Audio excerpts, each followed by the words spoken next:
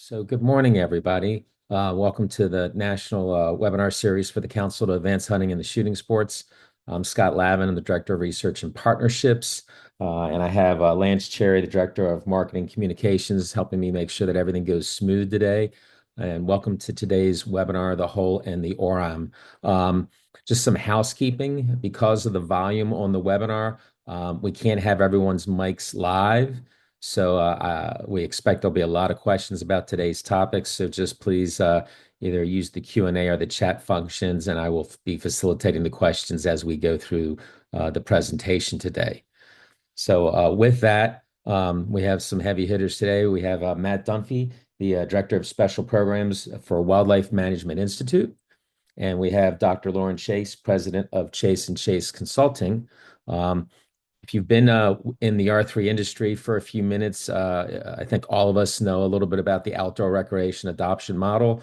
And though it's foundational to the modern R3 theory, it doesn't exactly provide R3 practitioners like us with sufficient information to identify where someone is in their journey to self-identifying as a hunter. And to dive into that, today's research is going to help us navigate that. So with that, I'd like to introduce Matt Dunphy to get things started today. Thank you, Scott. Welcome, everybody. I wish I could see you all, but I can't, but I'm going to pretend you're there and really appreciate you giving us some time to chat about this. So I'm not going to talk too much because most of what this research involves is a bit of a brainchild of Lauren, who brought it to me several years ago, and it really clicked with something I've been trying to do for, I hate to say it, almost 20 years. So I'm going to give you just a little bit of context that I hope you can use to think about what Lauren's going to go over, and ideally use to keep this type of information and perspective going into the future. So it's been about 10 years since the National Hunting and Shooting Sports Plan was published, instrumental in its day, fairly useless now. It's been almost 20 years since a very small group of folks, including myself, absolute rebels, started what we now know as this R3 movement. Everything was stacked against us back in those days, including all but 3 state Fish and Wildlife Agency directors, nearly all heads of NGOs. Pretty much everybody in this space was really reticent to recognize they might be doing something a little off with R3. I bring that up just because in those days we did a couple things. One is we tried to get a handle on what was the scope of R3 efforts at the time. The other big question was, why isn't it working? Big question I know we still have today. Well, when we looked at that, we came up with a hypothesis, and that is, well, R3 efforts, like a lot of conservation education, somehow had slipped through basic state fish and wildlife agency culture, i.e., the culture that we make management decisions informed by science, not by biases, not by opinions or perspective. What we noticed is that in broadly within Con Ed and what we now call R3 was that there wasn't the application of strategy, critical thinking, and evaluation to guide what we're doing. So we thought in those days, well, if we help get the community there, we will then get data that will start to drive strategic approaches, drive what we decide to do, when to do it, and what not to do, defend R3 against political cycles, new leadership, folks that aren't really proponents of it. So we could use the information as both a sword and a shield to really advance how we increase participation in North America. Well, it's been 20 years, and I have to say that the robustness of the reticence to adopt that perspective, as well as the diversity of excuses to not employ that strategic evaluation thinking to R3, have been a surprise to me and everybody who's been around for 20 years. So my appeal to you today is this.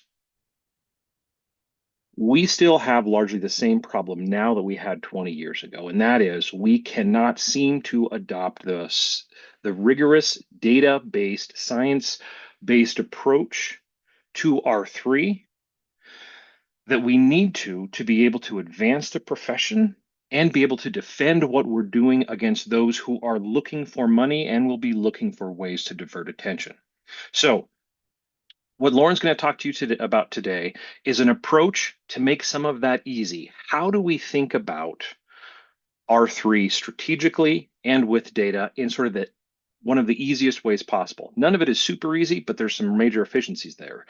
So, with that mindset and sort of the charge I give to you all of this is your job, let's do this. We have to get better at driving our decisions with data.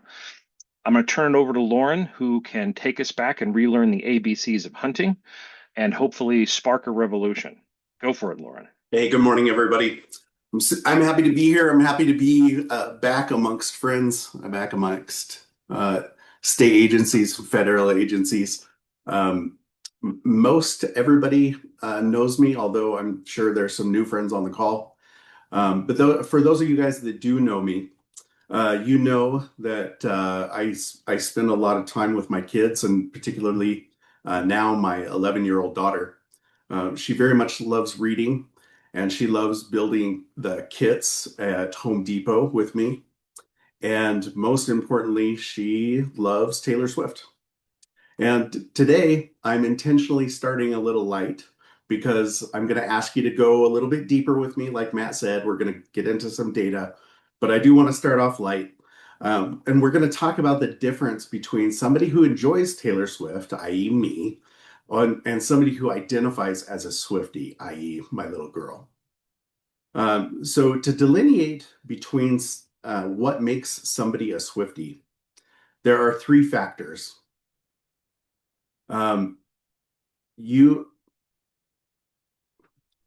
first factor is attitudinal or aptitude, where you have to think like the group. And this is an image of Swifties learning that their concert has just been canceled. You can see the terror in the eyes of some of those individuals and the remorse. That lets you know they're a Swiftie. The second thing is you have to behave or act like the group. For example, Swifties wear the friendship bracelets and they wear Kansas City red. And you also have to like being in the group. For example, here are Swifties who couldn't get concert tickets, and they started to show up the day before so they could mark out their piece of lawn outside of the stadium where she's performing. So, to self-identify, there must be attitudinal, behavioral, and community or social congruence. And maybe that's enough tangents for now. Let's get right back into the hole in the ORAM.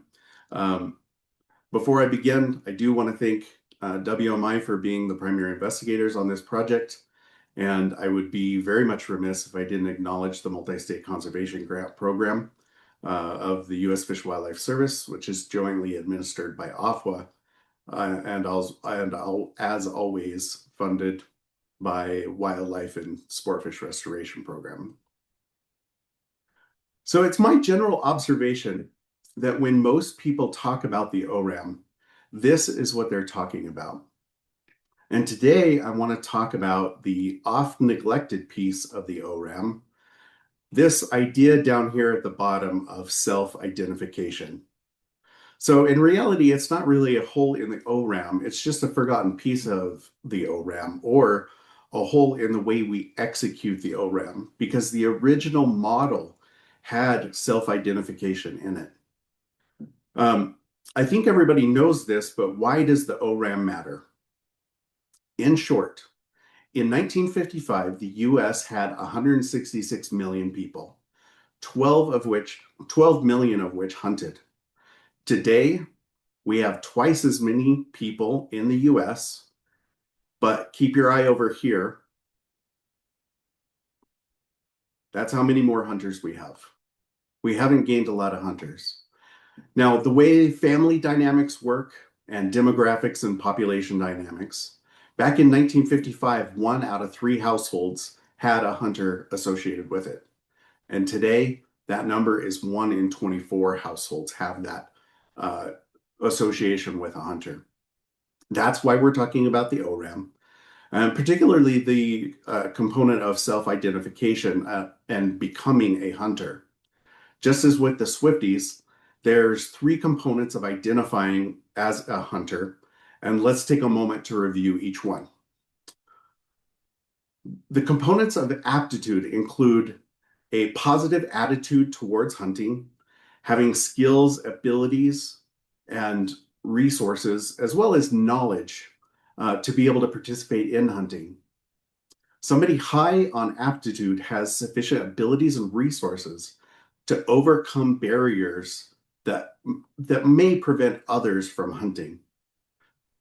In short, you have to like hunting enough to wake a child up at 4 a.m., spend your discretionary time in your vacation days in a freezing cold duck blind, and you have to have the resources to overcome those barriers. A good way to think about this is you think and feel like the group. Components of the behavior include participation in the actual activity of hunting, but also in adjacent activities, or preparation or research, listening to podcasts, or even mentoring. Somebody high on the behavior is motivated to hunt frequently and broadly, both in the quarry that they pursue, but also in the technique that they use. A good way to think about this is you act like the group. Components of community include networking and group memberships, also hunting partners, and lots of family that hunt. Somebody high on the community component has many connections to the community and seeks out others in the community, but also seeks to get others outside of the community to come into the community. In short, you have to like being in the group. And luckily for Scott, the group doesn't have to like you back. Just kidding, Levin. I pick on you because everybody loves you and you know it. So these three ABC components each contribute to self-identification as hunters. And if you measure high on each one of these components, you'll tend to identify as a hunter.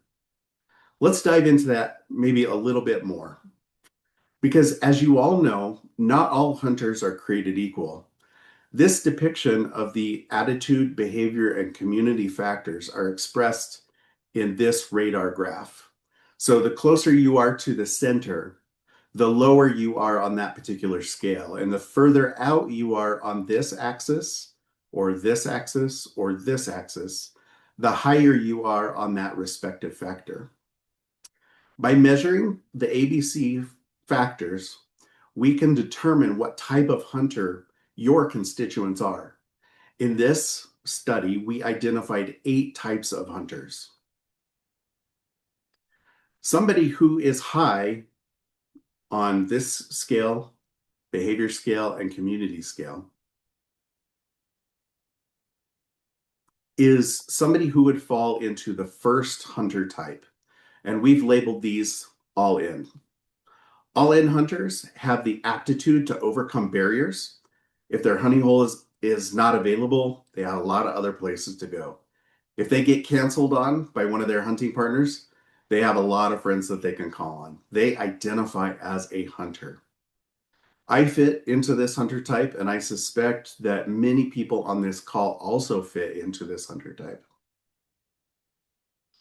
Next, what happens if you're high on the behavior component and on the community factor, but you're not necessarily high on this aptitude factor? That makes you an associate hunter. These are often the offspring or the recruited friends of the all-in hunters who are just starting to learn the ropes, but they don't have everything down just yet. My kids, and perhaps some of the kids of the people on this call, would probably fit into this category. And how about if you're high on the aptitude, also high on the community, but aren't high on the behavior? We labeled this group as lapsed hunters. They used to hunt, so they still have the aptitude, and they probably still have the community, but for whatever reason, they've stopped hunting and stopped the behavior. This might be somebody who recently stopped hunting due to the physical nature of hunting. For somebody who's high on aptitude and behavior, but low on community, we labeled these as recently relocated hunters. These might be all-in hunters who lost their community. They know how to hunt, they participate in hunting, but they've lost their community either because their community left them or they left their community, i.e., they relocated or their main hunting partner moved away, moved to college, etc. Now that's it for the hunter types who are high on 2 factors. What about hunters who are high on just one, and in this case, high on the aptitude factor? We labeled these folks long-lapsed hunters. They haven't hunted in a long time and may have broken the habit of hunting. And in that process, they've lost their connection with their community. My dad's a really good example of this. I can call on him if I have a question about hunting, because honestly, he's forgotten more about hunting than I'll ever know. But he doesn't go, nor does he have any hunting buddies. If you're high only on the behavior factor, that person has limited aptitude and community and are therefore labeled as tenuous hunters. In my mind, the hipster hunters group might fall into this category or this hunter type because they hunt, but they might not have a lot of associates who hunt. And because they're new to the hunting community, they haven't developed those skill sets and resources to be able to overcome barriers to hunting.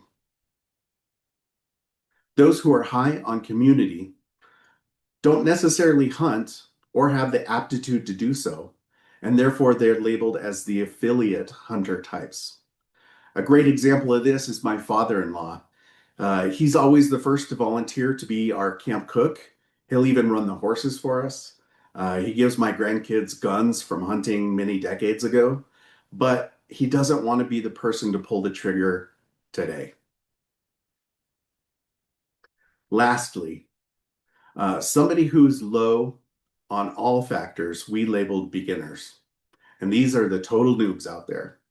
And as Matt was talking about the early days of R3, I think most of us that were around during those early days had this hunter type in mind when we were designing our R3 events. Hopefully we have advanced a little further than that right now, which I find encouraging. So what are the implications of these hunter types to the R3 community? You have the all-ins who are high on all of them. You have these groups that are high on 2 factors. You have this 3 hunter types who are high on just 1 factor. And then lastly, you have this last type that's low on all 3 factors, or the beginners. As you look at these 8 different hunter types, I'm curious, what portion of your constituency is in each one of these hunter types? Is your state making R3 efforts targeting the total noobs when a lot of your constituency might only need a hunting buddy or some state-specific hunting information?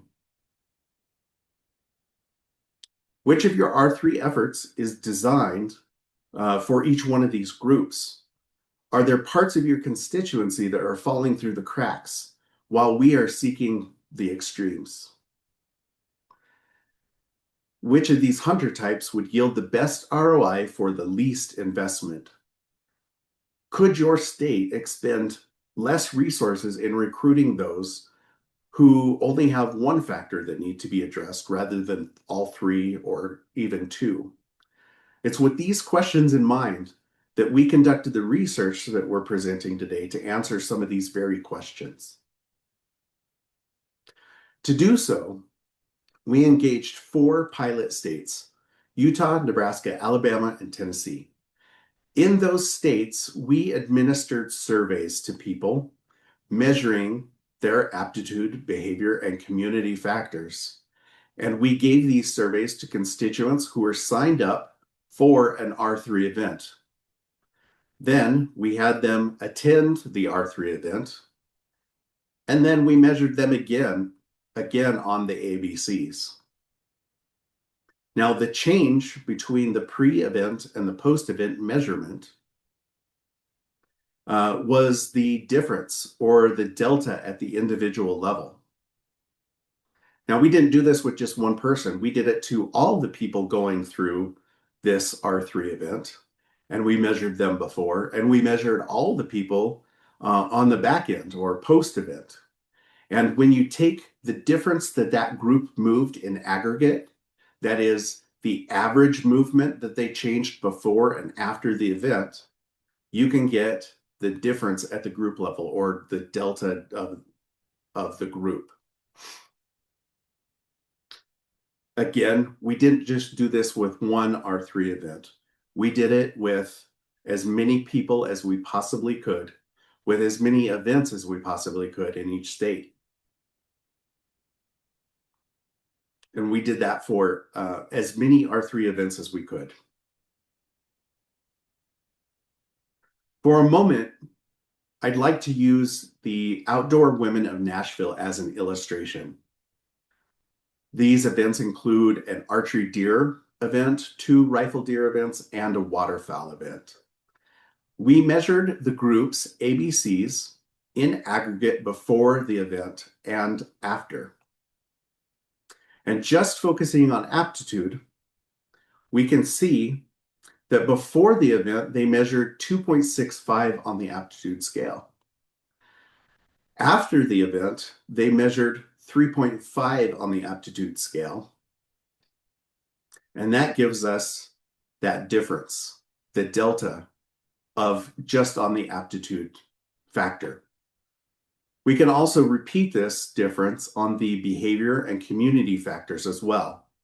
And I'm going to take this delta of the aptitude, and I'm going to depict it or represent it in terms of bar graphs.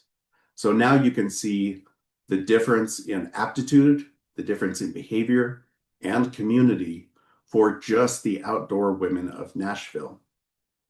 The reason why I shifted over to bar graphs is so that I can show you how they compare to other event types and compare to Tennessee results. There in dark blue, we have our adult mentored hunts, and in orange, we have the introductory and also the learn to hunt and learn to shoot events. In gray, we already discussed the OWN. In yellow are our virtual classes, and a youth in the light blue were primarily focused on introductory deer and rabbit hunting. Now, I might point out that if you look at the virtual events, just here in yellow, you'll see that virtual events, presumably those events that use the least amount of resources, are, in this case in Tennessee, moving the needle the most on aptitude. But as expected, attending a webinar will increase your knowledge and skills and abilities, but may not improve behavior or community. Now, I've used Tennessee as a case study to show the ABCs being used at the event level. Let's review how I see the ABCs being used at the individual and program levels. Let's first start out with the individual level. This scene is, with the stuffed fish in the background and the 1980s calculator over here. This is a pretty prototypical situation that we see at our front counters. This man may ask how to get involved with R3 events, either for himself or for his granddaughter. Your staffers can then hand them an assessment that measures their aptitude, behavior, and community factors. We spent quite a lot of time and effort making this assessment short and sweet, and so it feels more like a Cosmo quiz or a BuzzFeed quiz rather than a formal assessment. This survey measures attitude, behavior, and community in 10 short questions. So, for example, the question, I have people in my life that I can go hunting with. If you score high on that, that contributes to your community score. The other one, for example, I prioritize hunting over other activities. That contributes to your aptitude score, so on and so forth. Copies of this are available if you're not able to read that, or if you're not able to read it as fast as we're going through. Now, after a person answers these 10 questions, they'll have an idea for how high they fit on aptitude, behavior, and community. And once they know that, your staffer can then refer them to this this strategic decision matrix that contains the R3 events of your state, and specifically the ABCs that are addressed with each one of these events. So hypothetically, let's say that that man at the counter was low on A, B, and C. Your staffer would then offer or proffer to them these events that are here in yellow or that are quite low on the A, B, and C factors. However, if that person was a little bit more advanced or had recently moved to the state and already has community and already hunts, your staffer might suggest maybe some of these events down here. That way, those events are focusing on developing aptitudes or skill sets that are unique to the species or the state.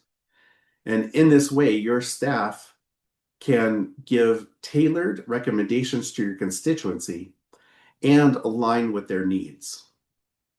That way, we're not sending the camp cook, for example, to an event that only builds on community, a factor that they're already high on. This matrix was formulated on expert opinion by the primary investigators who have seen and run and evaluated many, many R3 events. And they were also confirmed by the R3 experts within the states. We would have loved to make this matrix based on data as measured from the events. But unfortunately, the pilot, we just didn't have a sufficient sample size to be able to do that. And I'll talk more on this later. But for now, let's move on to the programmatic level of how to use A, B, and C to leverage more effective R3 programs. And to do so, I'm going to take that beginner that we were talking about earlier. At initiation, they're quite low on aptitude, behavior, and community. And if they'd like to develop their aptitude, they can attend workshops or perhaps even a first duck hunt. When they're ready to progress to behavior, we can direct them to R3 efforts that address that very factor, such as this turkey hunting seminar or the archery clinic. And then when they're ready to develop community, they can go to becoming an outdoor woman, or they can attend a sporting clays clinic. And in that way, they're building all three components to self-identify, to encourage the creation of a hunter identity. And therefore, they're able to progress to this phase of continuation without support. Hopefully, if you're familiar with the ORAM, you're familiar with that phrase of continuation without support. Now, there's multiple pathways that a beginner could take depending on their needs and which of the ABC factors they'd like to address. Further, if a customer is already high on one or two of these factors, they can join this process midstream, so to speak. Finally, this process can be done repeatedly if a customer needs more help just developing on just one factor. There are many paths to take a customer from somebody who hunts to somebody who identifies as a hunter and is in the continuation without support phase. There are many benefits to using the ABC approach, and as I see them, They are as follows. At the individual level, it allows you to match hunter types to suitable events by assessing that person's ABCs and then making tailored recommendations based upon those needs. At the event level, because we measure A, B, and C factors before they even get to the event, we can learn which R3 events attract different hunter types. And because we also measure it before and after, we can determine the efficacy of that particular R3 event and see exactly how much we moved that needle. We can also see if we have a big enough sample size, we can determine if that event moves the needle more for a certain demographic than other demographics. For example, some of our R3 events might be more effective for, say, adults rather than for youth. And when both a youth and an adult attend, you move the needle with one more than the other.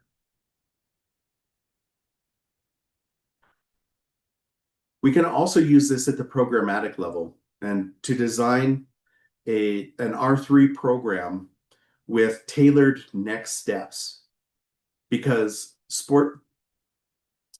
state fish wildlife agencies can generate their own strategic decision matrix, illustrating the R3 efforts' strengths and weaknesses in terms of the aptitude, behaviors, and community. Because this is an important note. It's not important that R3 events all address A, B, and C. There are very effective R3 events that only address one of those factors, and that's just fine. In fact, I would contend if you're trying to meet A, B, and C, you're probably not doing one of them very well, or maybe not doing any of them well. So we're using this to identify these beneficial next steps or creating custom progressions of increasingly advanced R3 experiences.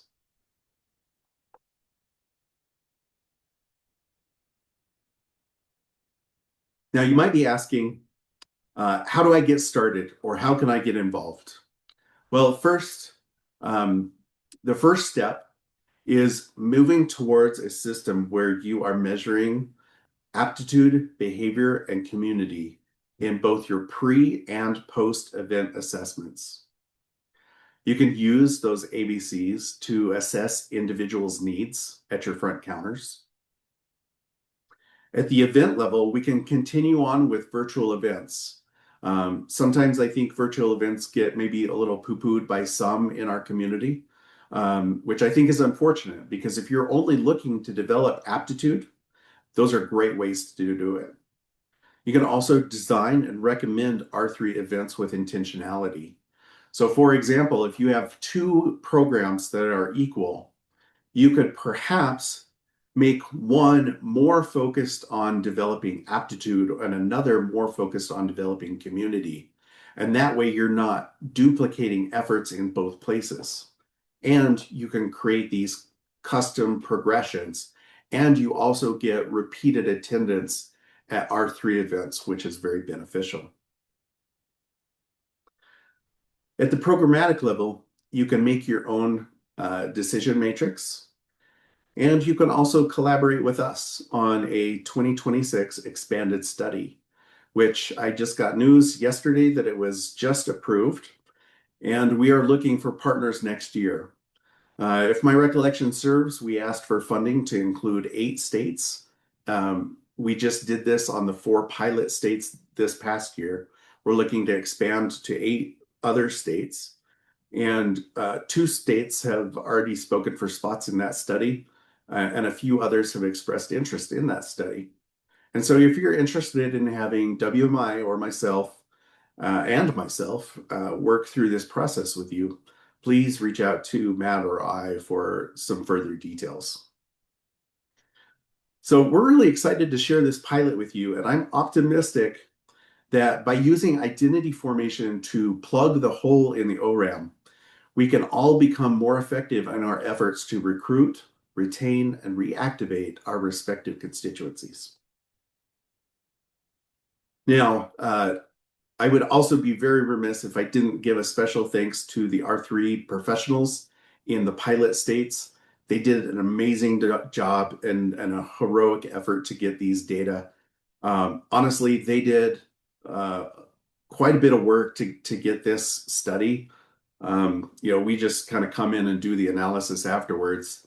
But we're very grateful to them for all of their help and all of their efforts to um, progress and advance our understanding of R3. So with that, I think we hit our mark. My intention was to get through material relatively fast and leave about 20 minutes of discussion time. So with that, Scott, I will turn it back to you. Okay, thank you, Lauren and Matt. And as expected, the questions are coming in, so you guys are going to make me work here a little bit. The first question for you, Dr. Chase, is do you think these identities apply to anglers as well? You seem to be speaking specific to the identities as hunter types. That's a great question. Speaking to hunter types, um, yes. Yes is the short answer. Yes, it applies to anglers. A good example of that, I mentioned my dad as a hunter type who is long lapsed. But if you were to do this identity formation on angling, that fool fishes more than I think I work in any given week. And he has tons of fishing buddies. And so he would identify as an all-in angler, but not as an all-in hunter. But yes, in short, these identity types apply to lots of things, including Swifties. How reassuring. So just a reminder on the housekeeping, if a lot of people got on the call on the webinar a little bit late, if you have questions because of the volume on the call today, the microphones are not live, but at the bottom of your window, there's a chat and or a Q&A option. So feel free to hit them up and I will continue to convey your questions. The next one, did any of the changes in ABC scores result in negative difference scores? In other words, did an R3 event show a decline in aptitude behavior or community? Great question. Um, we did not have an event that lowered factors A, B, and C. However, we did have a few select events that lowered one of those factors. Um, and in speaking with the R3 professional of that particular state, because we were also curious why we were seeing this. As we were talking to it, it became pretty apparent that particular event, the execution of it isn't quite what the state would have hoped. I'm trying to talk in generalities, so I'm not really calling out anybody. I hope I achieved that. Okay, fair enough.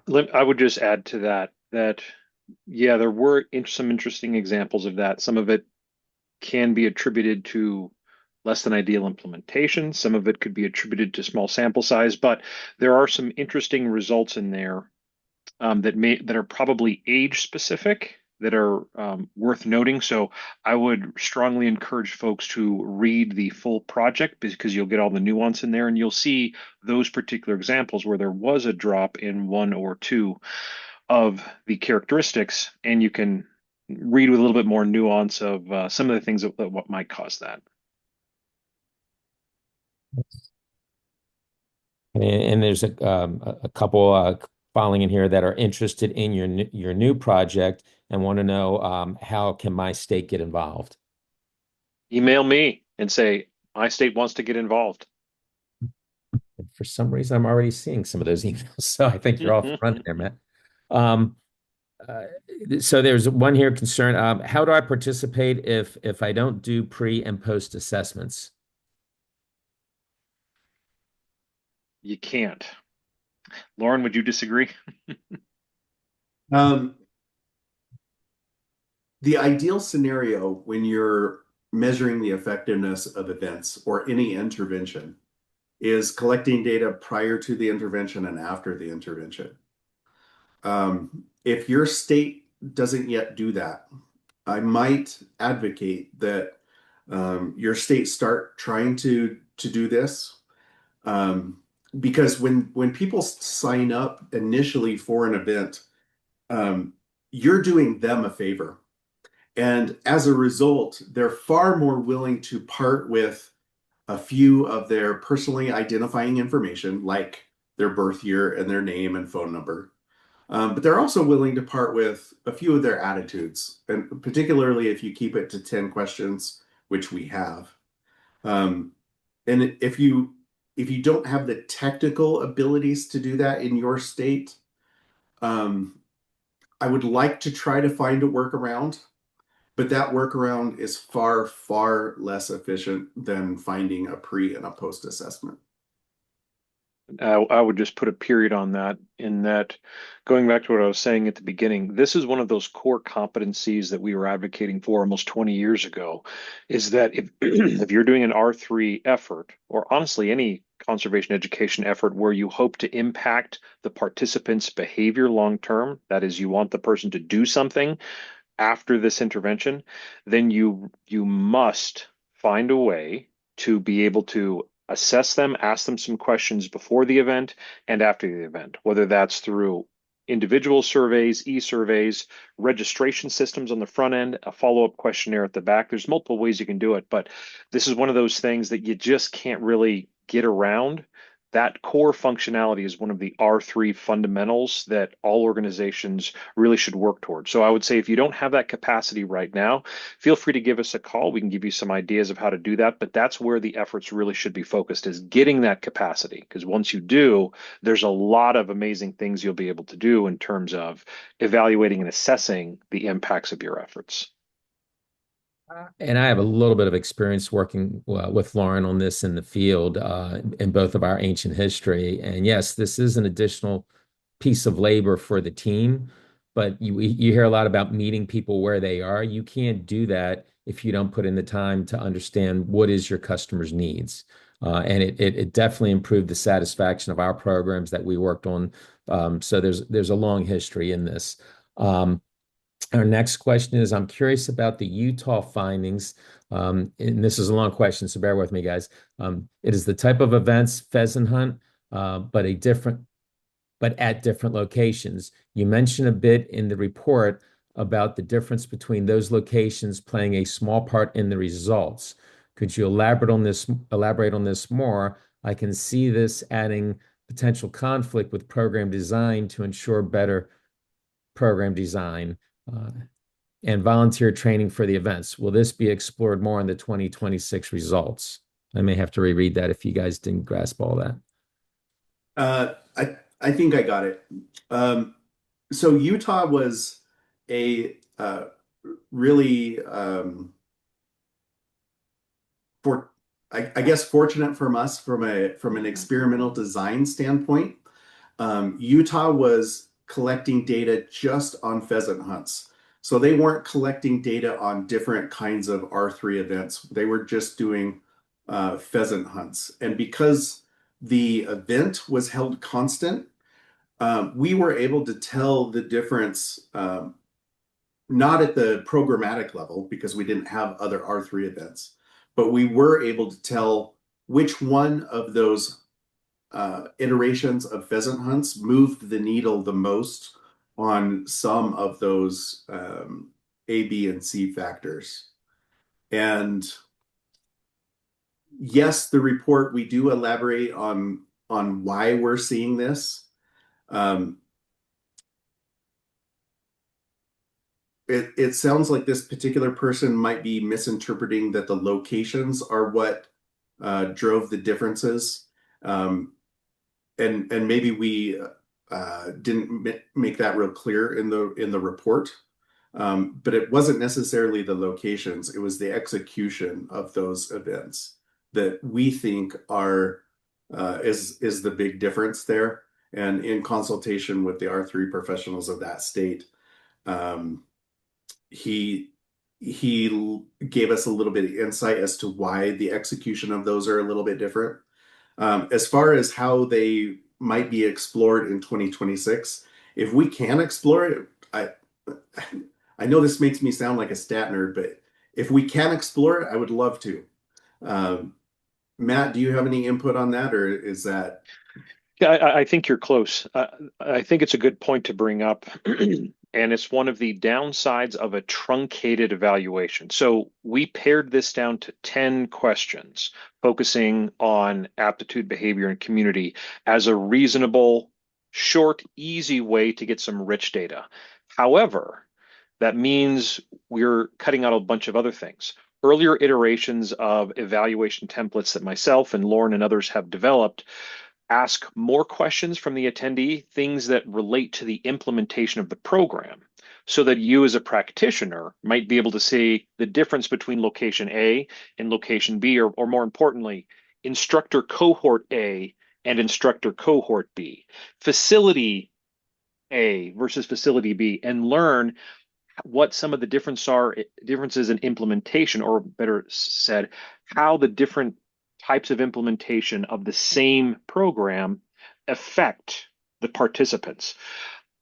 I believe ultimately that's where I'd like us all to go in our as our three practitioners, is to be able to look at things like the ABCs, look at how many license purchases or hunter days or angler days did we create with our effort, but also ask some nuanced questions about the implementation so that we can parse that out. Because what you're noting, whoever asked this question, it's a good note, is you're seeing some of the difference that does happen in implementation. So it's a real difference.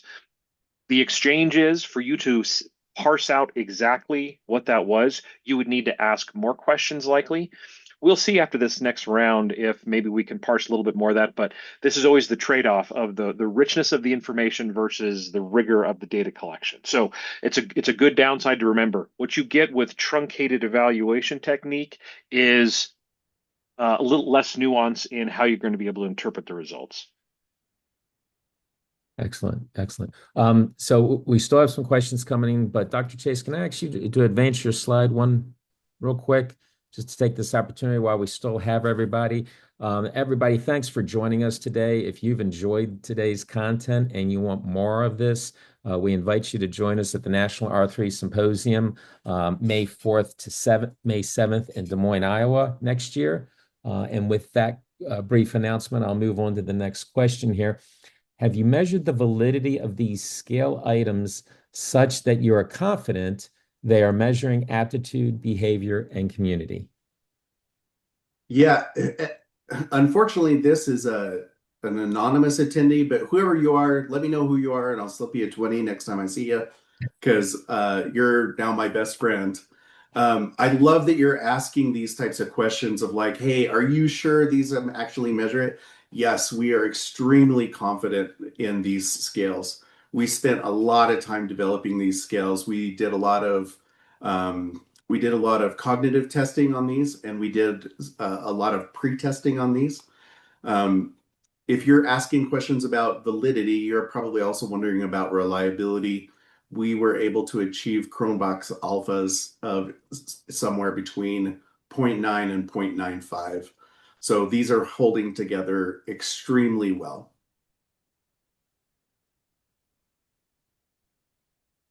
The questions just keep getting longer and more complicated. I'm reaching my mental capacity here.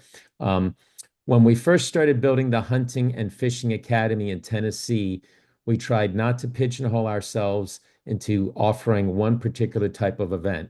This study was very encouraging to our team because it showed that our program structure helped us reach a variety of people while still making positive impacts towards aptitude, behavior, and community.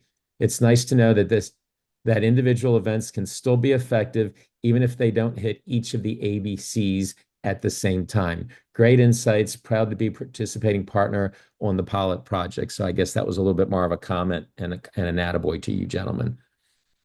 Thanks, Jeb. We're happy to have partnered with you. Yeah, and it sparked one point I would like to make.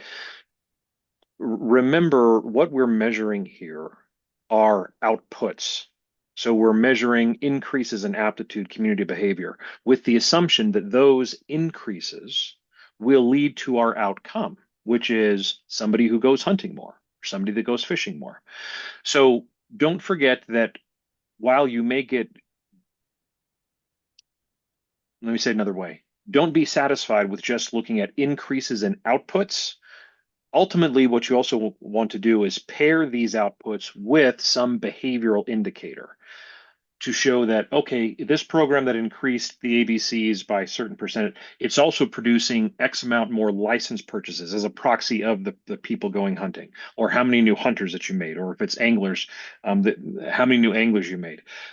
Don't forget to pair those. So what it's a reminder. One of the things we noticed 20 years ago is that we had this infatuation with evaluating our programs just by outputs. How many people said they had a great time? How many people said they learned something? How many people gave us happy smiles? And we would use that to say, "Oh, our program is working." But on the back end, what we were learning is they were really bad at changing behavior or impacting people who weren't already going to go hunting anyhow. So don't forget that this is a precursor to the outcome. You want to pair the output increases with your efforts to the actual outcomes, which is ultimately that behavior change.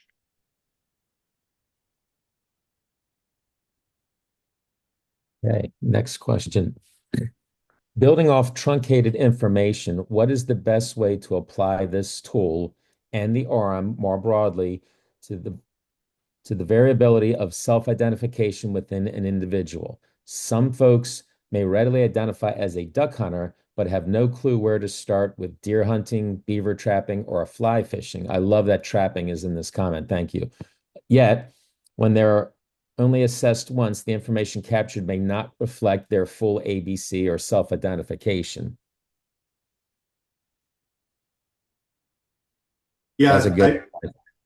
yeah, it's a good question, because what they're getting at is, um, in that behavior factor. I said, um, people seek broadly, both in terms of quarry and the equipment that they use to chase after that quarry. Um, if people identify strongly as duck hunters, if we can assist them in expanding their experiences and the hunting experiences that they would be willing to have, then we'll expand their behavior and therefore expand their self-identification as a hunter more generally. But it is a good point that this person is making. Okay, we're coming up on our last 5 minutes. I'll try and get a couple more in here. Um, how can we reach you to learn more about implementation of these concepts? Just looking for like email and phone number, contact information. I think so. Anyone can certainly reach out to me, and I can make introductions if you don't already know how to get in touch with these two gentlemen. Or you can go to our websites, the Wildlife Management Institute and Chase and Chase Consulting. Excellent. Okay, I think we have time for just about one more here. I'm interested in how confidence plays into accurately responding to the question. Would an individual with more confidence throw off the evaluation or recommendations? Also interesting to think how males tend to overestimate their confidence compared to females. So it may be a key metric to the eval. Interesting. I like it. Yeah, what this person is maybe driving at a little bit is what we observed in very young males, in Utah in particular, who did tend to overestimate their abilities. And what you're observing there is the Dunning-Kruger effect, where when you know nothing, you're very confident about what you know. And then you get to know a little bit more, and then you realize just how ignorant you are to the rest of the world. So yes, this does break down, but it's my observation that it probably only breaks down in males 15 years or younger. I'm not going to say that's a hard and fast law, but that's where we generally did tend to lose folks. If But you Excellent. I if would you say Just one final note on that. The premise of the question was how does confidence impact the scale? What I would note is that the scale picked up that false confidence. So we can look at the Dunning-Kruger effect as a false confidence, and by asking these questions, we discovered it. We were able to see before and after that, oh, they were grossly overestimating. For instance, in the case you were talking about, I believe it's the community.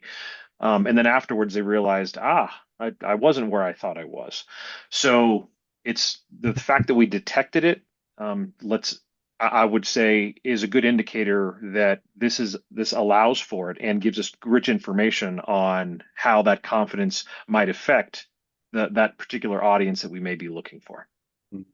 And I'm just going to guess, and if we only measured after the event, we would not have been able to detect that. So that's one Great more point. argument for measuring prior to the event and after the event also. Excellent point. And excellent work, gentlemen. I want to thank Matt Duffy and Dr. Lauren Chase for their time today and sharing their research with us. Again, more to follow on this. And thank all of you for your time. We appreciate you attending the National Webinar Series. And with that, I hope everyone has a really great day.